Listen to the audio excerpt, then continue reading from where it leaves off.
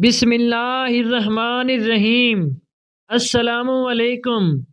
محترم ناظرین، کم علمی کی وجہ سے لوگ جنبی حالت میں خود کو، اپنے کپڑوں کو اور اپنے بستر کو ناپاک سمجھتے ہیں اور کھانے کو، کام کاج کو ہاتھ نہیں لگاتے جب تک کہ غسل نہ کر لیں، اور خواتین بھی بچوں وغیرہ کو دودھ پلانا، کھانے کو ہاتھ لگانا گناہ سمجھتی ہیں، یہ سوچ کر کہ وہ ناپاک ہیں، اور کچھ عورتیں سمجھتی ہیں کہ غسل کے بنا آٹا گوندنے سے بے برکتی ہوگی، حالانکہ شریعت محمدی صلی اللہ علیہ وآلہ وسلم اس جہالت کا رد کرتی ہے، اور اس سلسلے میں اللہ کے پیارے نبی حضرت محمد مصطفیٰ صلی اللہ علیہ وآلہ وسلم کی بہت سی صحیح اور مستند احادیث مبارکہ موجود ہیں۔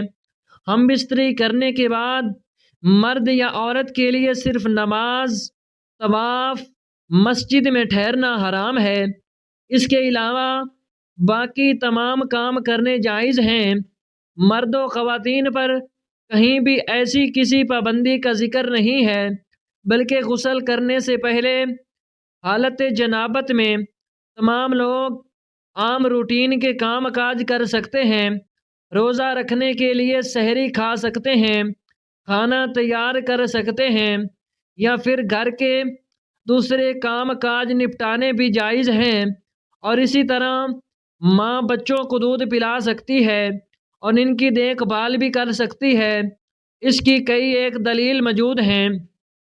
حضرت حذیفہ رضی اللہ تعالی عنہ بیان کرتے ہیں کہ نبی اکرم صلی اللہ علیہ وآلہ وسلم ان سے ملے تو آپ مصافحہ کے لیے ہاتھ پھیلاتے ہوئے ان کی طرف بڑھے۔ حذیفہ رضی اللہ تعالی عنہ نے کہا، میں حالت جنابت میں ہوں۔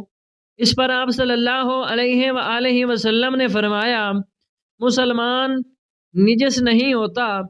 اسی طرح کی ایک اور حدیث پاک بخاری کی حدیث نمبر 283 ہے، جس میں حضرت ابو ہریرہ رضی اللہ تعالی عنہ فرماتے ہیں، ایک دفعہ میں حالت جنابت میں ہونے کی وجہ سے حضور کے سامنے ہونے کے باوجود بھی ان سے نہ ملا، جس پر حضور اکرم صلی اللہ علیہ وآلہ وسلم نے فرمایا کہ مسلمان ہرگز ناپاک نہیں ہوتا۔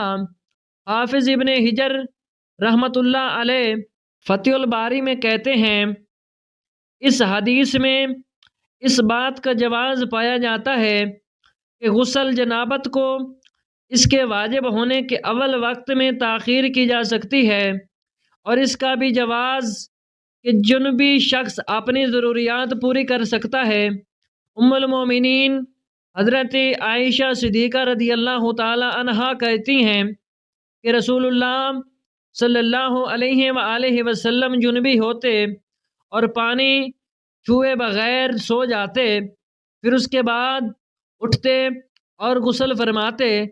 کسی نے حضرت عائشہ صدیقہ رضی اللہ تعالی عنہا سے سوال کیا کہ آئے عائشہ رضی اللہ تعالی عنہا، حضرت محمد مصطفیٰ صلی اللہ علیہ وآلہ وسلم ہم استری کر کے نہلایا کرتے تھے یا ویسے ہی سو جایا کرتے تھے؟ حضرت عائشہ رضی اللہ تعالی عنہا فرماتی ہیں کہ نبی اکرم صلی اللہ علیہ وآلہ وسلم ہم استری کر کے ویسے ہی سو جایا کرتے تھے۔ جب مؤذن فجر کی اذان دینے کے لیے آتے تھے تو حضرت محمد مصطفیٰ صلی اللہ علیہ وآلہ وسلم غسل کر کے جسم کو خشک کرنے کے بعد مسجد میں تشریف لے جاتے اور نماز فجر کی جماعت کرواتے، اور میں گھر میں آپ صلی اللہ علیہ وآلہ وسلم کی آواز سنتی رہتی تھی۔ پھر آپ صلی اللہ علیہ وآلہ وسلم روزہ رکھ لیتے تھے۔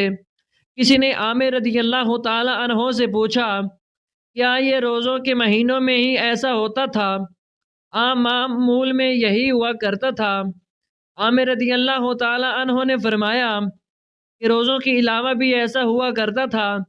حضرت عائشہ صدیقہ رضی اللہ تعالی عنہا سے مروی ہے کہ آپ صلی اللہ علیہ وآلہ وسلم ہم استری کرنے کے بعد سونے سے پہلے غسل کرتے اور بعض اوقات تیمم ہی کرتے۔